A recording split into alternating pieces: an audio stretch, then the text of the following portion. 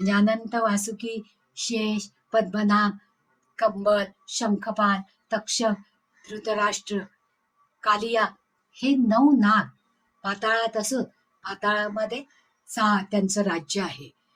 आणि हे ना पृथ्वीच्या वरील स्तराच्या पातळीच्या खाली राहतात.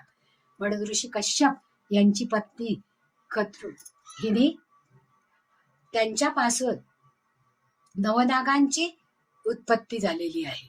नागांच्या या राजधानीचे नाव भोगवती असं आहे, भोगवतीपुरी असं आहे.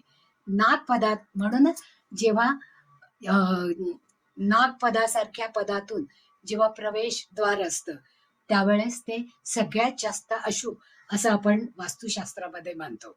मग आता या अधोदिशेमध्ये बलीसारख्या राजाने ज्या वेळेस विष्णूला दान देतो असं सांगितलं, त्यावेळेस विष्णूंनी बटूचा अवतार घेतला बली, आणि त्यांनी बलिराजाला 3 पावलं जमिनी मागितली.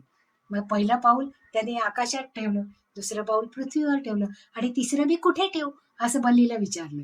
तेव्हा बलीने आपलं डोकं पुढे केलं आणि बलीला या बटू अवताराने, विष्णूच्या बटू अवताराने पाताळात लोटलं. कारण पाताळामध्ये असणार हे राज्य जास्तीत जास्त सत्याने आणि चांगल्या पद्धतीने चालावं यासाठी बलीचं राज्य हे पाताळामध्ये निर्माण केलं. हे विष्णूंच्या इच्छेमुळे झालेलं होतं. आता या विष्णूंच्या इच्छेमुळे बलीला जेव्हा पाताळाचं राज्य दिलं गेलं त्यावेळेस पृथ्वी जेव्हा समुद्रामध्ये बुडवली गेली त्यावेळेस विष्णूला 2 अवतार घ्यावे लागले. एक वराह अवतार, वराह अवतार घेऊन विष्णूंनी त्या सुळ्यांवर पृथ्वी तोलली आणि नागांच्या डोक्यावर आणून बसवली आणि पृथ्वीला समुद्रातून बाहेर काढलं.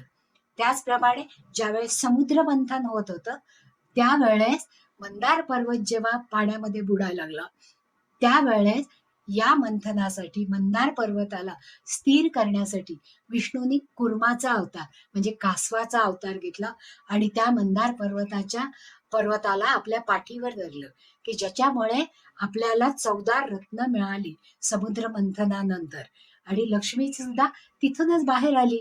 त्यामुळे पृथ्वीवर आबाद झाली. म्हणजे अशा या ऊर्ध्व आणि अधो या 2 दिशा जरी आपल्याला दिसत नसल्या किंवा आपल्याला अनुभवाला येत नसल्या तरी त्यांचा अनुभव चांगला प्रत्येक माणसाच्या जीवनामध्ये व्हावा या दृष्टीने विष्णूने ही व्यवस्था केलेली होती.